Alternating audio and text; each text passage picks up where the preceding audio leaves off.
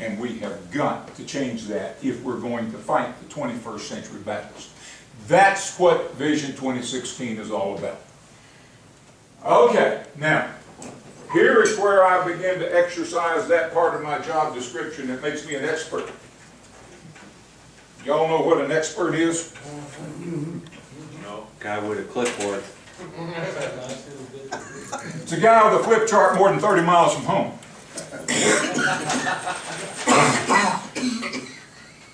That's not altogether incorrect. Nowadays, you're supposed to use one of those. And I have one of those. Good luck with that. I can't get mine. Never mind. This is my version of an iPad, sir. There you go. There you go. Forgive me for messing up the colors. I should have torn off, made a new chart, but I was doing it this morning and decided not to. March of '09, GEC met in Chickamauga, Georgia, and largely they were due to meet anyway, but I had mentioned to Commander-in-Chief Gibbons that for 15 years or so at that time I had been doing management consulting and had a lot of ideas, and so he put me in charge of that meeting. What we did is what we're going to end up doing. But we ended up, as a result of that meeting, making a list of things we need to address. We wrote a vision, and we have to have a vision. Now, I know there are people, probably among you, who will say, we don't need a vision, we got our charge. Well, that's not true. We've got a charge, but we also have to have a vision. We have to have a picture, a mental picture of who we are and where we're going. In the book of Numbers it says, without a vision the people perish. And that's right.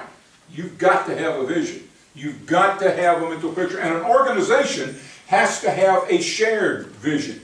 If you don't agree on where you're not going anywhere. You're going to stay right where you are.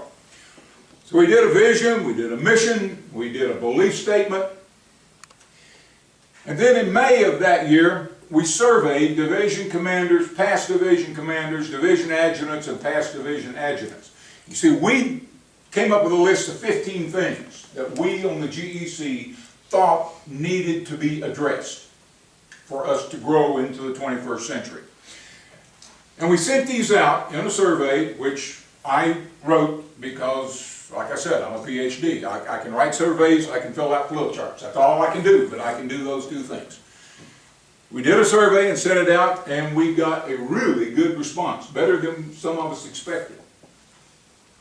And what those responses said was that only 6 of those 15 really needed to be addressed.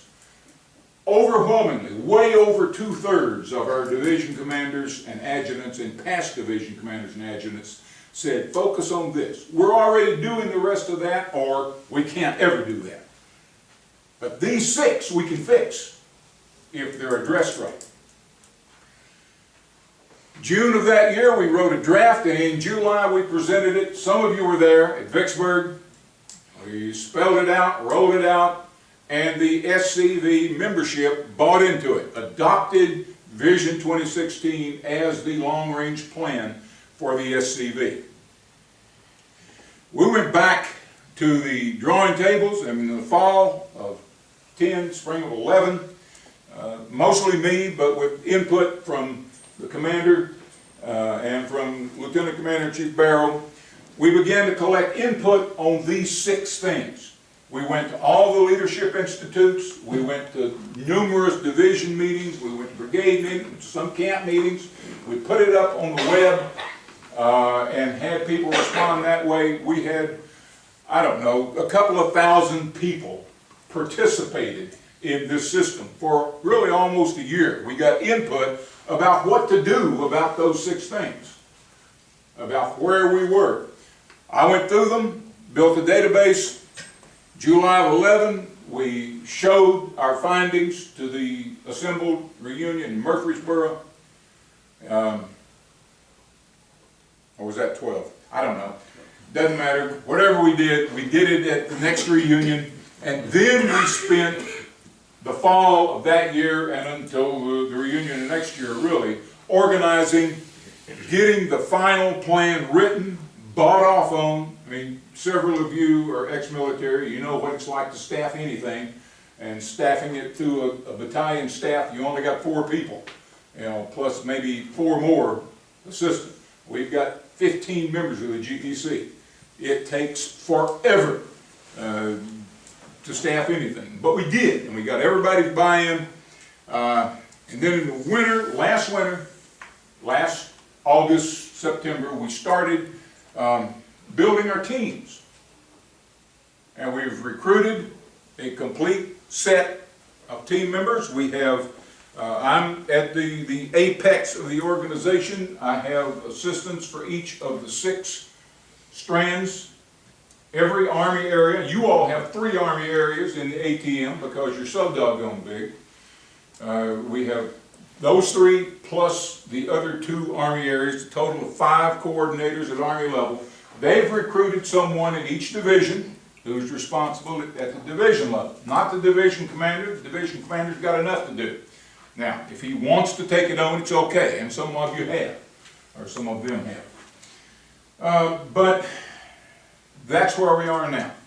We should have had by now a communication system put in place. It had been one of the most frustrating things Commander-in-Chief Givens has ever had to deal with. And he's the most frustrating thing I've ever had to deal with, so there you go. A dedicated communication system so that everybody from camp commander all the way to the Commander-in-Chief have one email system that we can talk to one another about. That's still going. I wish I could tell you today that it's in place. It is not. But we're working on it. One of the main, if you don't mind my interjection here, one of the main things that's come up lately is people want to do it via Facebook or Twitter or something like that, and quite honestly, I don't do that. Lots of people don't. You're exactly right. Finding a system that isn't social media and that will work with our existing website system. I mean, it may just be too hard to do. We may have to line a whole bunch of people up and shoot every 10th one. I don't know what we're going to do. Our vision that we adopted, the GEC adopted at Chickamauga, that the SCV adopted at Vicksburg, and it continues to be renewed every reunion, is this. By the 2016 reunion, we will be a 50,000 man organization. Why do we want 50,000? Because we cannot do the job with less. It costs a certain amount of money to do everything. It costs a certain amount of money to park your car in most cities. It costs money. We have a certain amount of money. We have enough money to continue the organization as a 1906 organization for the foreseeable future.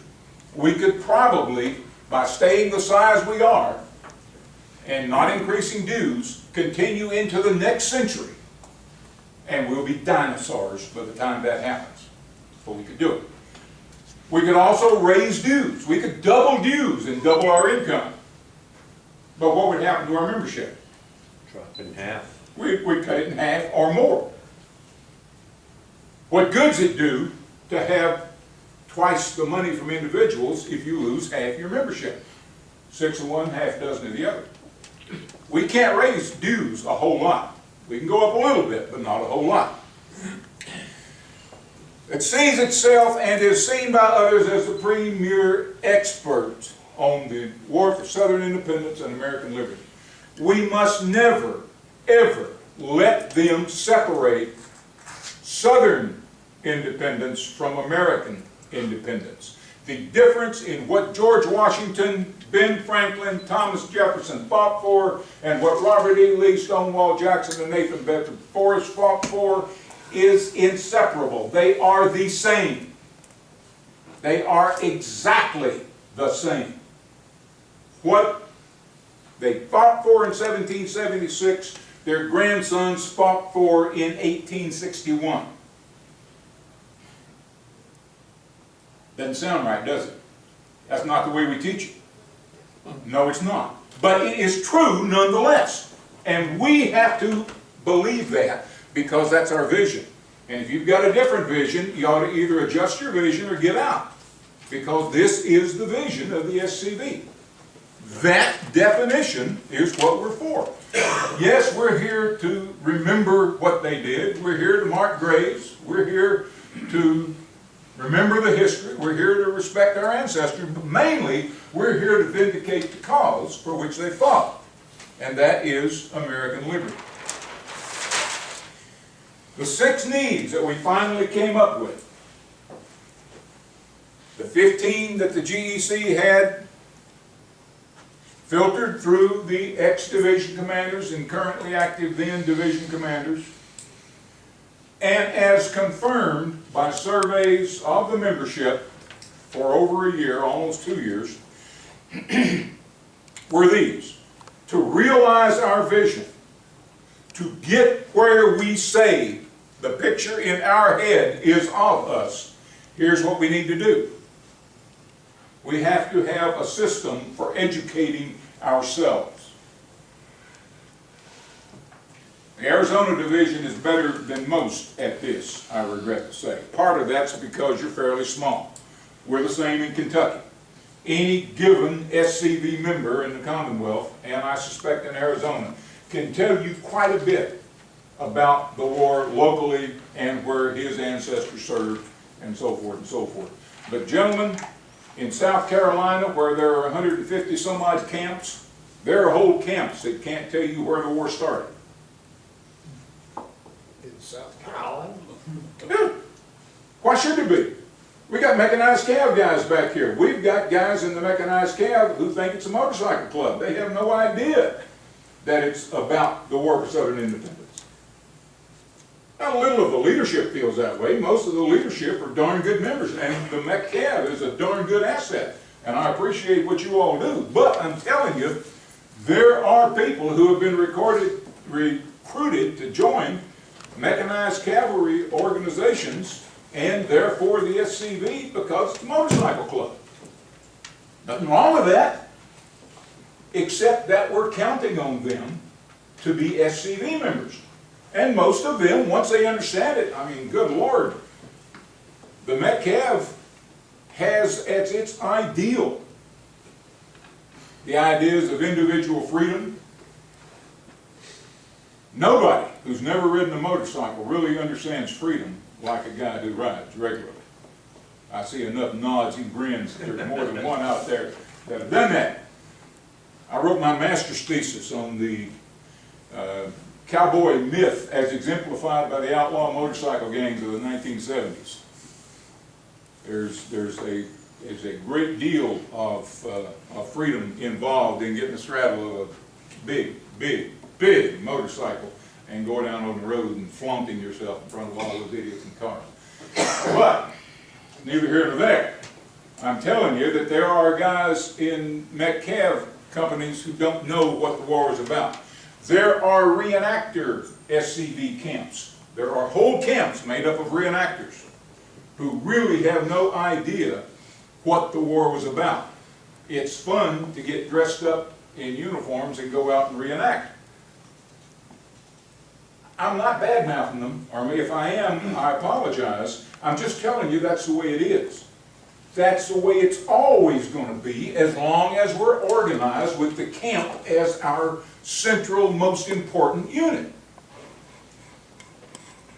We've got to get camps involved with brigades and brigades involved in divisions, all working together towards what the organization SCV is about. 2, we've got to educate the public.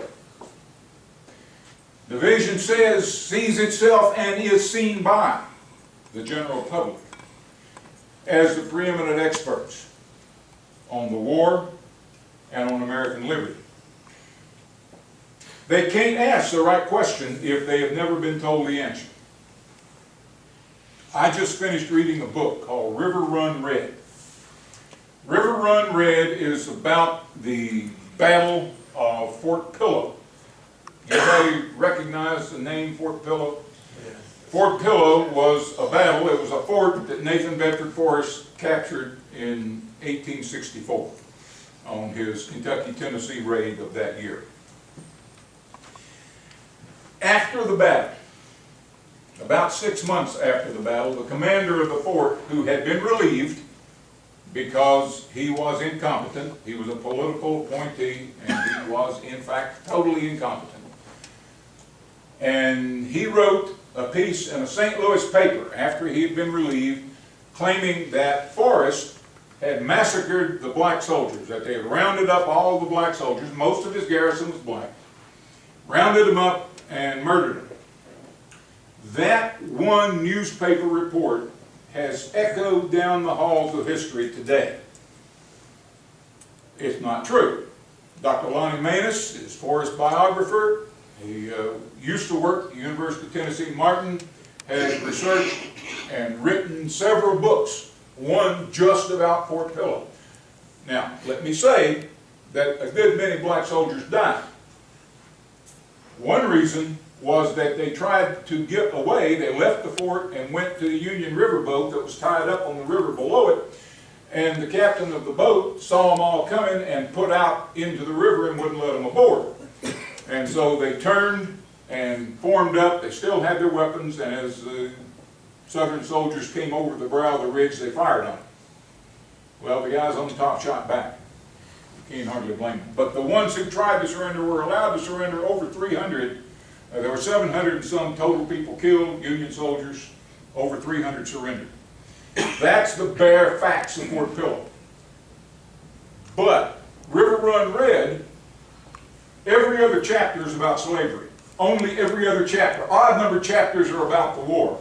Even numbered chapters are about slavery. Who wrote River Run Red? A fellow named Andrew Ward from Washington State. Does the name Ward ring any bells in anybody's head? You ever heard of Artemus Ward? One of the designers of the Yankee myth. He was a Puritan preacher in Massachusetts.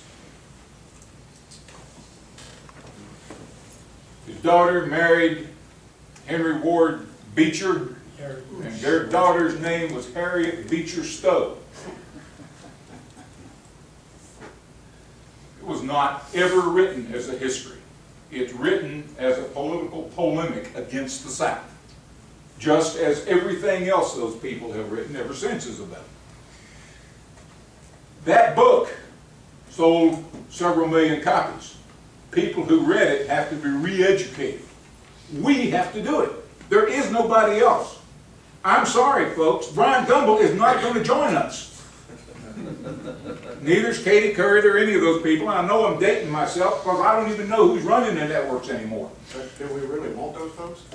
Yes. I want anybody that's got access to 12 million people. That's a good point. I want them telling my story. That's a good point. Yeah. I don't like Chris Matthews, but when I got invited to talk on his show, I went. I sit opposite, Joseph Stalin and argue anything if I get a chance to talk to the whole viewing. I mean, if there's only 12 people that watch his show, but those 12, I got to make my point to. We've got to train our leadership. Leadership is like what we were saying earlier about our organization. At the time our organization was put together, leadership, and continuing right up to World War II, leadership was seen as a talent. It was a gift. We called it the great man theory. When I was a lieutenant, we had to memorize traits of a leader. Some of y'all will remember that. What's a great leader? And the whole book after book after book was written. Whole Army field manuals were written listing the way you ought to act if you're a leader. Here's how George S. Patton made decisions. Here's how Robert E. Lee made decisions. This is what makes you a great leader. The great man theory. Essentially, to be a great leader, you had to have a tall white horse and get in front of a bunch of men. But in World War II, in the opening days of World War II, an Army organization called the OSS, the Office of Strategic Services. Who's here from Fort Huachuca? Sierra Vista, okay. Y'all know about the OSS. Most of the rest don't. But the OSS had the idea of training, specially training very capable, competent, qualified people and parachuting them in behind the lines everywhere in the world, everybody we were fighting against. Chinese into China, not many Japanese, but that's neither here nor there. Germans into Germany, French into France, Italians into Italy, Greeks into Greece. Everywhere that we had a war, we were going to parachute these highly trained guys in, have them identify local guerrilla leaders, and put together insurgencies inside all these countries. It would be a lot easier to land on the mainland of Europe if a lot of German soldiers were tied down with guerrilla insurgencies in France, in Italy, in Poland, in Germany itself. Does anybody not know that this is established Army doctrine now? It's what Special Forces is all about. That's why we have SF, to do that job. Well, they began to do that in World War II, and what do you suppose happened to about the first dozen that we parachuted in? They found a local guerrilla leader, or recruited one, and started a war, and the Germans and the Japanese and the Italians, everybody that wanted to came out and got them and killed them all, including the OSS agents that we had spent a fortune training. So the OSS funded a series of studies to determine what makes leaders, so that they could tell their guys before they jumped them into someplace, look for people who have these traits. And that OSS body of research was huge. Millions of subjects. Everybody that got drafted in World War II essentially became part of the database. And they gave them tests, all kinds. You all remember taking tests. When we all came in, we all took test after test after test. Physical tests, hearing tests, seeing tests, intellectual tests, took tests all the time. All of that went into the database. And it didn't make a whole lot of difference in World War II. But by the 1960s, all sorts of PhD students and professors began to realize that data was out there, and they would pull that data up to do leadership studies. And so since the 1960s, we've had probably 100 really good books on leadership. Theoretical stuff, but it all is built around 16 areas that the OSS identified. And it's still out there. There are dissertations being written every term that draw on that OSS database. We know about leadership today. They did not know this when our organization was founded, and we are idiots if we don't take advantage of the modern leadership knowledge that has grown out of that OSS study. But we're not. We simply are not. We're still organized to run water buckets from the spring up to the meeting tent. We have to learn to market ourselves. What's it take to run a marketing campaign? Money. It takes money. It takes lots of money. How do we market? In the media. You know what a 30-second ad costs at the Super Bowl? 1.3. You know what our budget is a year? I mean, 3. It's about 1.2. But if we could have 30 seconds at the Super Bowl, our membership would double in a week. All it takes is money. When I was hanging out with bikers, we had a saying, cubic inches equals cubic dollars. You could have as big a bike as you wanted if you had enough money. Same's true for us. We can have whatever membership we want if we've got the money to buy it with. To do that, we've got to market. How do we get there? I don't know. I'm not a marketer. Maybe none of you are. Maybe one of you is. And if you are, will you please volunteer to run it? Well, I'll get you a job on the GEC. I'll get you a job as assistant to Angel Gabriel if you will offer me some marketing expertise. But so far, we haven't been able to come up with it. We've got to learn to use public relations. How many of you have a SCV PR manual in your camp?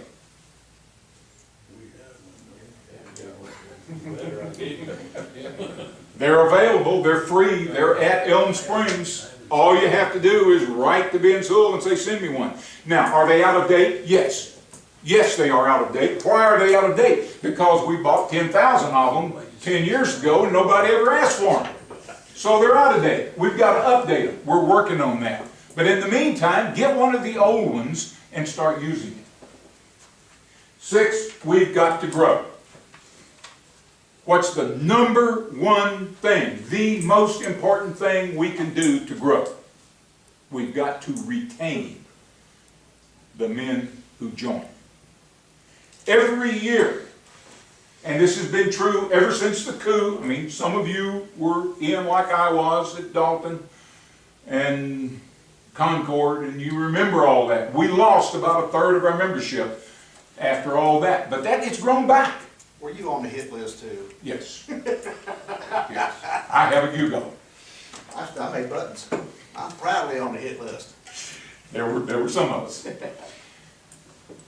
The point is, we got back to the slightly over 30,000 level, and we spread out again. Why? Because every year we lose 2/3 of the people who join. 1/3 of our membership dies, goes into nursing homes, goes away, earnestly gets mad at the organization and quits. You know, a certain number of people leave every year. That's always going to happen. You've always got that. A certain number, we don't know why they leave. Almost 2/3 of the people we recruit every year leave. If we can keep half of them, we'll be at 50,000 in 3 years. If we can retain half, 1/2 of the people we recruit. We're pretty good recruiters, by the way. Well, recruiting was one of the things that we had on F-15. And when it turns out, if you look at the statistics, we don't have a problem recruiting. We recruit better than almost anybody. Sons of Union veterans of the Civil War would give $100,000 to be able to recruit as well as we do. Of course, they'd have to recruit people into a Yankee organization, so who wants to be a part of it? You understand their challenge. But most organizations can't recruit nearly as well as we do. But we've got to keep them. Why are we losing them? There's 100 reasons. It's not exactly what I expected. What did you expect? Let's talk about this. Well, I wanted to do this and this. When's the last time you came to a meeting? Oh, about the second time after I got my membership card, and then I hadn't been back. Well, why haven't you been back?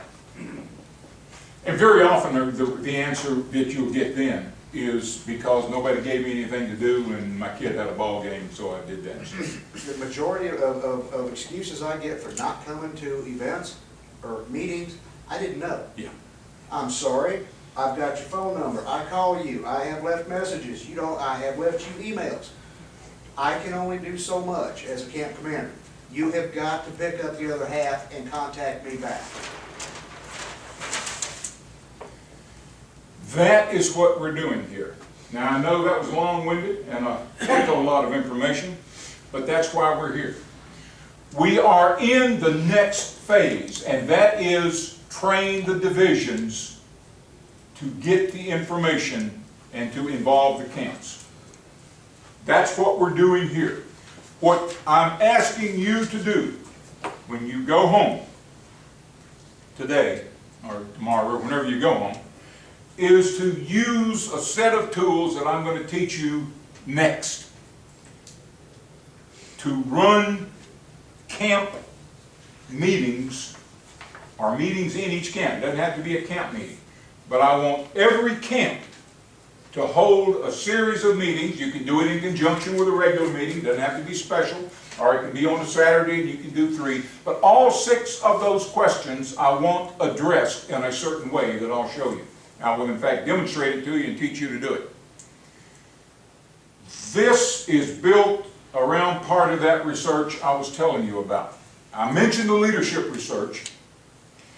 There's also a whole raft of management research that started being put together in about 1900 and ran through about the 1950s. Modern management practice, so management and leadership, and finally one called systems research. Systems research started out in agriculture, moved over to the behavioral sciences, and it essentially argues that, among other things, every person in a human system wants to be a part of the system, wants to be a part of decision making, for example, wants a say in what the organization is and does. Back in the 1920s, in Michigan, there was a plant called, well, it was owned by the Western Electric Company. The name escapes me for a minute, but it'll come. It was made up of a huge factory, almost totally, that employed young women. And what they did was assemble electrical components. And the people who were running the plant in those days said, gee, you know, we ought to be able to save money. We got 2,000 young women out here, we got to pay them a certain amount, but how can we save some money? Management theory, well, we all understand that, save money. So they hired a management consultant who came in and said, well, right away, one thing is this place is really brightly lit. Couldn't we cut down on the number of lights? And so they said maybe, so they set up an experiment. And they had a bunch of guys, you know, grad students with clipboards and pencils, go out and stand around, and they came up with measures of productivity. How many pieces were produced in a certain length of time, and all that kind of stuff. And so they said, all right, we're going to cut the lighting by 10%. They built their database, and they cut the lighting 10%. And the guys with their clipboards went out, and they took note of all their production figures. And then they came back, analyzed the figures, put them together. What do you think they found? Production go up or down? It's the same. Up. It went up. It went up. Yep. Cut the lighting 10%, production went up. Western Electric said, that don't make much sense. Let's try it again. So they cut it another 10%. So we're down to 80%. The guys came out with their clipboards, and they checked the production figures. What happened this time? Guess. It went up again. So they did it again. And they kept going until it was practically dark. They could hardly see what they were doing, and figures still went up. And they said, this is wrong. There's something wrong with the system. Let's raise it by the same percentage and work their way back up. So they raised it 10% at a time. Guys with clipboards go back out and take in their notes. What happened? It went up again. It went up. It kept going up. Didn't matter. The light had nothing to do with it. What were the girls keying on? The guys with the clipboards. They were watching them. They were paying attention to them. The girls were being told what you're doing has inherent worth. What you're doing is important, and so they did it better.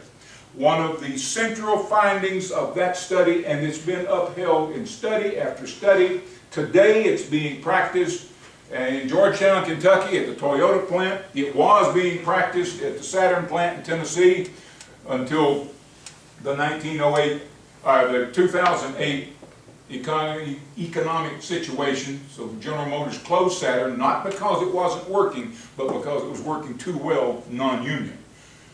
But that's neither here nor there. The point is, those plants that have adopted that, generally work according to a fellow named Deming, James Edward Deming, the guy who invented the Japanese economy, working for Douglas MacArthur. Using the participatory management systems of Deming and people like him, builds on this idea, and it's an integral part of systems theory, that people will respond if they're listened to. If they're given a chance to participate, they're shown that what they do is important, and they're listened to by the hierarchy that runs the organization, they will produce more. Okay? That's not Tom Hyder's opinion. That is in the literature. Read it. Look up systems theory and read it. Educate ourselves.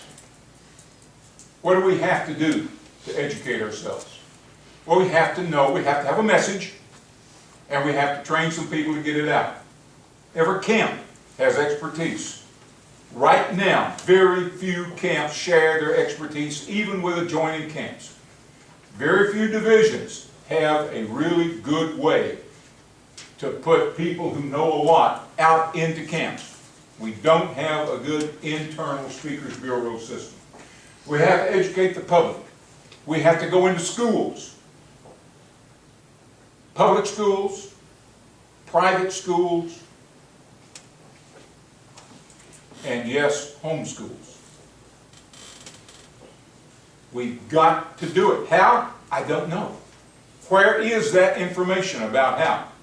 It's out there in some member's mind. Somebody knows how. How do we communicate that to everybody else? We do it through this communication plan that we've been working on for 4 years and haven't been able to do yet. If you can come up with a better way, do it and tell us. We'll use it. Train our leadership, that's going on. Market ourselves, we got to have money. PR. Come in, sir. Thank you. And ma'am. And brother.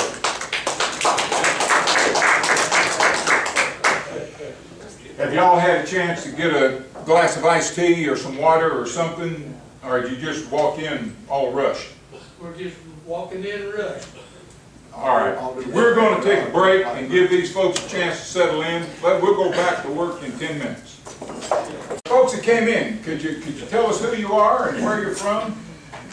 What you do in the SCV? Well, I'm John Mangan. I'm with 2201. I'm the commander down there right now. Now, where's 2201? Douglas, Arizona.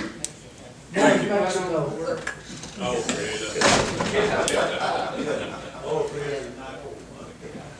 a past division commander. I've been in several other camps here. I understand you spent some time sitting along the interstate this morning. Yeah, Congratulations. sure did, and trying to get through this problem I've been having. Well, I'm glad you made it. Yeah, Some people would have turned around and gone home. Jan? I'm Jan Grants, and I belong to the Dixie chapter, United Daughters of the Confederacy, and past Treasurer General. Wonderful. Welcome. Okay. What time is it? 10:30? Yep. What we've talked about this morning is why we're here. Why the SCV is the SCV, and why Vision 2016 was put together, and why.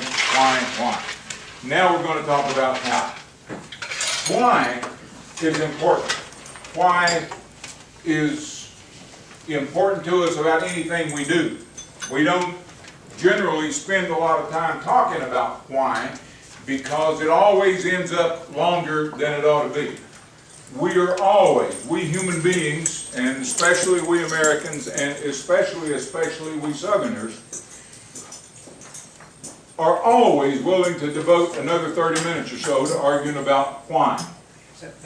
On anything. Okay? I mean, from the reaction, I know that I'm accurate. You don't have to worry about that up north or in a lot of places. They don't care much about why, they just want to know how. But Southerners always want to talk about why.